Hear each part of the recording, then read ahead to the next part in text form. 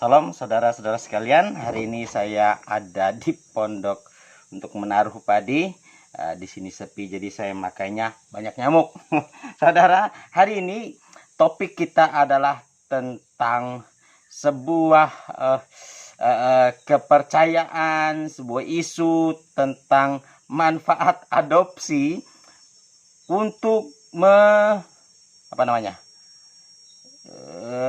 memancing kelahiran, saudara. Jadi kalau seorang suami istri tidak punya anak, menurut beberapa kepercayaan mereka harus mengadopsi anak supaya akhirnya si ibu terpancing dan akhirnya melahirkan. Saudara, seringkali demikian. Bagi saya itu artinya seharusnya dia melahirkan pada waktunya, tapi mereka lebih dahulu mengadopsi. Jadi sepertinya semuanya kebetulan. Dan sebenarnya kasih Tuhan, jadi menurut dasar firman Tuhan bagaimana? Oke, mari kita lihat firman Tuhan, sebuah kisah dari sebuah keluarga yang tidak punya anak bernama Abram. Dari Kejadian 15 yang berapa waktu lalu kita pelajari satu ayat, di ayat 1. Dan kalau saudara masih ingat, di ayat 1 Tuhan datang dan berkata, "Aku perisaimu, upahmu akan sangat besar. Jangan takut," kata Allah. Dan Abraham menjawab, "Tuhan, apa yang kau berikan padaku?" Ayat yang kedua, "Aku akan meninggal dan semua pemberianmu, harta kekayaan dan tanah ini pun akan diwarisi oleh Eliezer, orang Aramit, orang Damsik," saudara. Nah, Tuhan di sini saudara dikasih oleh Yesus. Kita sampai kembali ke pertanyaan kita, apakah benarkah adopsi dapat memancing kelahiran? Ya, memancing seorang ibu sehingga dia bisa hamil. Saudara, kalau kita perhatikan firman Tuhan, hal sama mungkin sedang dipergumulkan oleh Abraham. Sarai istrinya tidak punya anak, saudara yang dikasih Tuhan. Sarai, saudara, menurut pengertiannya ada berapa? Pertama, di sebuah seorang penulis berkata itu artinya bertengkar. Jadi Sarai ini adalah istri yang suka bertengkar. Tapi nanti kelak kita akan lihat betapa luar biasanya perubahan, transformasi yang terjadi pada Sarai. Dan saudara, Sarai ini juga di satu pendapat berkata artinya dominatif. Berarti seseorang yang suka memakai penguasaan, mendominasi. Tapi untuk kita tidak melihat bahwa Abraham bukanlah tipe suami yang takut istri. Nah, saudara yang dikasih Tuhan, Abraham berusaha, kemungkinan itu sebabnya dia bawa Lot ketika Tuhan berkata, "Keluarlah dari negerimu, dari sana, saudara, aku akan memberikan kepadamu suatu tempat dan keturunanmu akan menguasainya." Saudara, dia sudah 75 tahun waktu itu. Berarti Sarah 60-an. Dan mana mungkin kami akan punya anak di usia demikian. Dan akhirnya dia bawa Lot. Kemungkinan, saudara yang dikasih Tuhan, supaya nanti Lot yang mewarisi. Tapi dalam perjalanan, rupanya Lot menimbulkan masalah. Bukan masalah kecil, masalah besar. Dan masalah seumur-umur keturunan Israel disebabkan oleh keturunan Lot, saudara yang dikasih Tuhan. Kemudian di satu kejadian lain, Sarah sekarang, giliran Sarah, dia pikir dia bisa membantu Tuhan menggenapi janjinya. Kemudian dia kasih, aku punya hamba, budak, saudara, budak yang melayani Sarai. Dia berkata pada, "Hampiri dia, mungkin melalui dia aku akan memperoleh anak. Kau tahu aku tidak punya anak." Saudara yang dikasih Tuhan, Hagar, seorang Mesir, saudara, dan melalui hubungan itu, saudara, yang diizinkan oleh Sarai, lahirlah Ismail, dan Ismail menikah dengan perempuan Mesir juga. Jadi dia adalah keturunan Mesir, dan Semit, Ibrani artinya dari Abraham, dan istrinya juga orang Mesir, berarti dia bukan orang Arab, saudara. Nah, saudara dikasih oleh Tuhan Yesus, ternyata Tuhan juga berkata, "Ismail bukan keturunanmu, nggak usah dipancing-pancing," saudara yang dikasih Tuhan Yesus Kristus. Dan Abraham yang mendengarkan perkataan itu akhirnya sadar bahwa hasil keturunannya dari Hagar mengakibatkan juga masalah sepanjang usia bangsa Israel. Nah, saudara dikasih oleh Tuhan Yesus Kristus. Kemudian Tuhan menjawab Abraham seperti ayat yang keempat, tetapi datanglah firman Tuhan kepadanya, demikian orang ini, maksudnya Eliezer, tidak akan menjadi ahli warismu, melainkan anak kandungmu, anak yang dari rahim Sarai, dialah yang akan menjadi ahli warismu. Dan saudara yang dikasih Tuhan, anak berasal dari Tuhan, itu intinya, saudara. Tidak perlu dipancing-pancing. Emang ikan, saudara, dipancing. Saudara, Sarai berusia 60-an, saudara. Kalau saya pun, saya wajar merasa tidak percaya. Nah, kemudian saudara yang kasih Tuhan, selanjutnya di apa? Ketika Allah berjanji, saudara dikasih oleh Tuhan Yesus, dia berkata kepada Abraham, Abraham, nanti keturunanmu, anak kandungmu yang akan mewarisi semua pemberianku kepadamu. Dan saudara dikasih oleh Tuhan, anak itu berasal dari Tuhan. Kalau dia berjanji, saudara dikasih Tuhan, Allah tidak mendasarkan janjinya pada usia, pada ukuran, atau pada size seseorang, atau kepada jumlah. Saudara, usia Abraham 100 tahun dan Sarai 90 ketika ia melahirkan Ishak. Itu sebabnya namanya Ishak. Ketawa. Siapa yang ketawa, saudara? Seorang nenek-nenek sudah ompong, saudara, ya. Kemudian menyusui anak, bayangin saudara, anak bayi sudah ada gigi, gimana? Nah, saudara dikasih Tuhan, Allah menolong tidak berdasarkan size.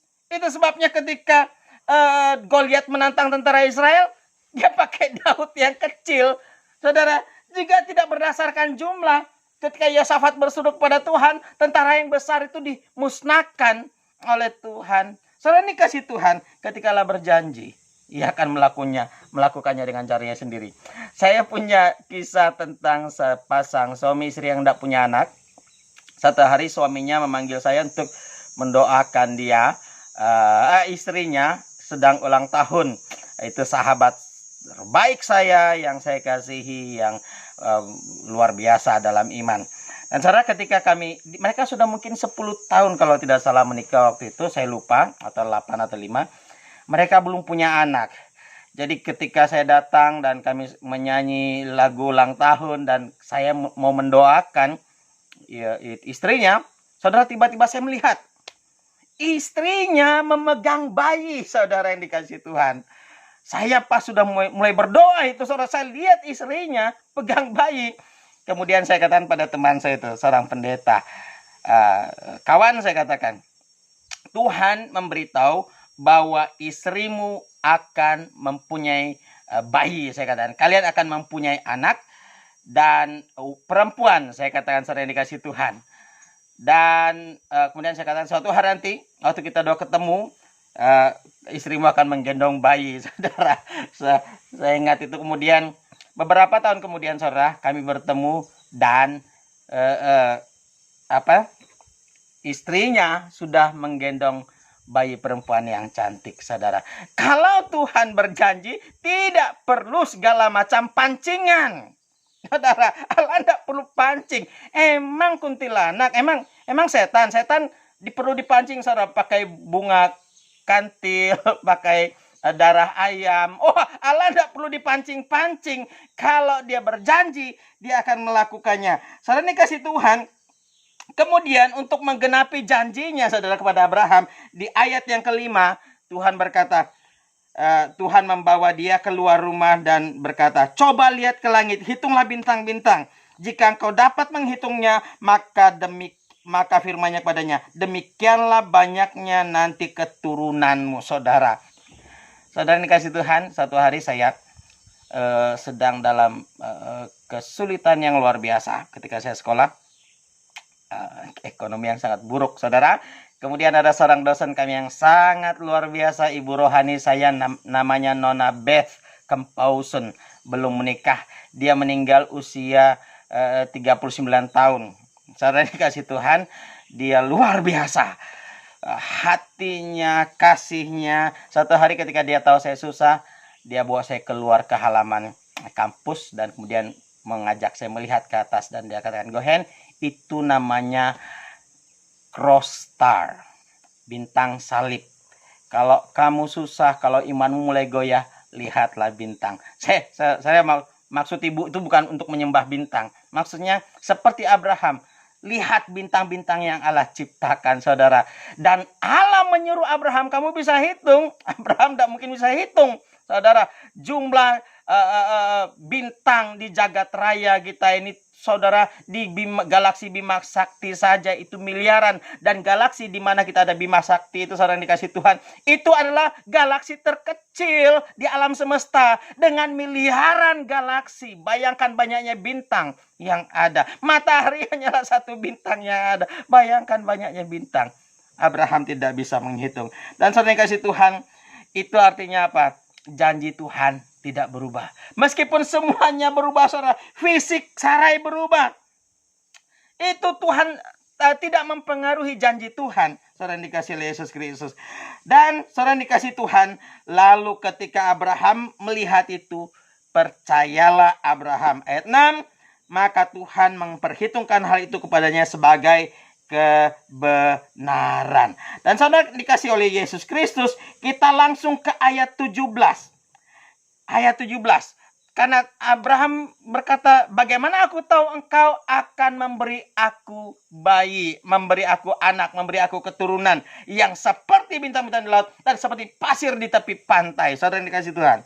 Ayat 17 berkata, kemudian dalam kisahnya, Allah menyuruh menyediakan binatang-binatang korban. Dan saudara dikasih Tuhan, Abraham membelahnya dua. Kemudian ayat yang ke-17.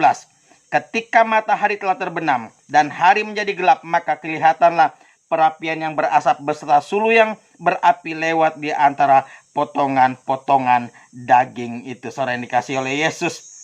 Saudara, ayat 18, pada hari itulah Tuhan mengadakan perjanjian dengan Abram serta berfirman, kepada keturunanmu lah kuberikan negeri ini, mulai dari sungai Mesir sampai ke sungai besar, itu sungai Efrat. Saudara kekasih Kristus, ini adalah sebuah peristiwa perjanjian yang Allah buat. Jadi Abraham menyediakan binatangnya dan Allah mengadakan perjanjiannya bahwa ia akan memberi keturunan kepada Abraham.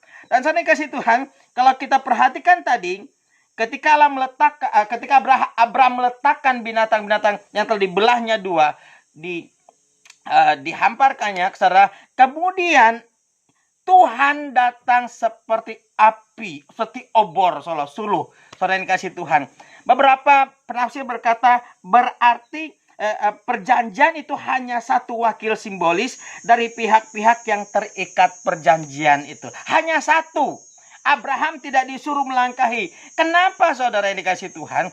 Karena hanya Allah yang bisa membuat janji yang benar dan menepatinya. Hanya Allah yang terikat perjanjian itu, dan hanya karena Dia yang sanggup melakukannya. Tidak perlu bantuan Abraham. Saudara yang dikasih oleh Yesus Kristus. Jika hari ini saudara berkata, jadi Pak Pendeta apa yang saya lakukan? Saudara, kalau saudara hari ini suami istri sudah lama menikah dan tidak punya anak, rindu punya anak, adopsi, saudara, adopsi. Kalau perlu adopsi anak-anak yang belum kenal Yesus, dan di sana saudara membawa dia kepada Tuhan. Dan tetapi jangan diiringi kepercayaan bahwa itu akan memancing, saudara. Semua anak-anak berasal dari Tuhan, bukan karena pancingan, saudara. Memang ikan lele, saudara. Saudara kekasih Kristus Yesus. Dan jika saudara punya keyakinan akan mujizat Tuhan, carilah seorang hamba Tuhan untuk mendoakan saudara. Atau berdoalah sendiri, berdoalah, berpuasalah, sungguh-sungguh cari Tuhan. Seperti mamanya Samuel, saudara. Dia mandul, kemudian dia minta sambil mengucurkan air mata. Dan saudara yang kasih Tuhan, pada saatnya Samuel lahir dan menjadi besar di hadapan Tuhan. Bahkan Samuel punya adik-adik lagi. Nah, saudara yang dikasih oleh Tuhan, Mari cari Tuhan. Di tangan Tuhan segala sesuatu. Kalaupun dia tidak kasih, saudara, berarti dia punya tujuan khusus untuk kehidupan saudara. Saudara, apakah punya anak itu membuat kita bahagia?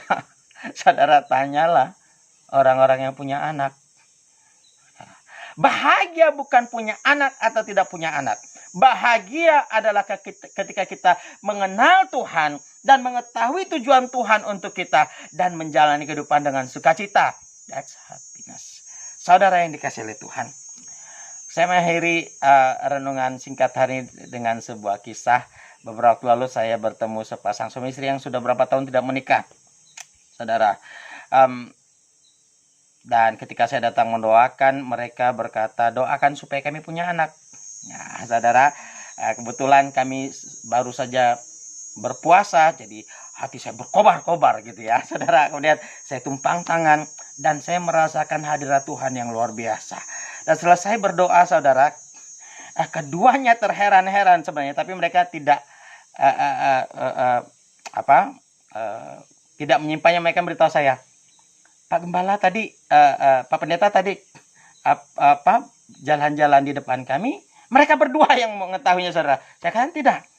Tadi ada 2 orang masing-masing ke depan kami, kemudian tumpang tangan atas kami. Setelah itu mereka terus ke dapur dan hilang. Saya berkata, oh pantas saya merasakan hadirat Tuhan yang luar biasa. Saya berkata, mungkin itu malaikat Tuhan, saudara. Dan mereka rasa sukacita, damai sejahtera. Seperti doa mereka sudah dijawab, saudara yang dikasih Tuhan. Dan mereka mulai beriman bahwa Allah akan memberi mereka anak. Dan setahun kemudian, istrinya melahirkan, saudara. Saya tidak berkata saya punya karunia untuk mendoakan orang punya anak. Oh, bukan, saudara. Dari 1000 ibu-ibu yang saudara doakan, mungkin baru 2 itu peristiwa, saudara. Jadi saudara jangan pikir macam-macam tentang saya. Semua berasal dari Tuhan. Saudara memintanya. Mari kita berdoa. Bapa, hamba berdoa untuk saudaraku yang hari ini merindukan keturunan di dalam nama Yesus.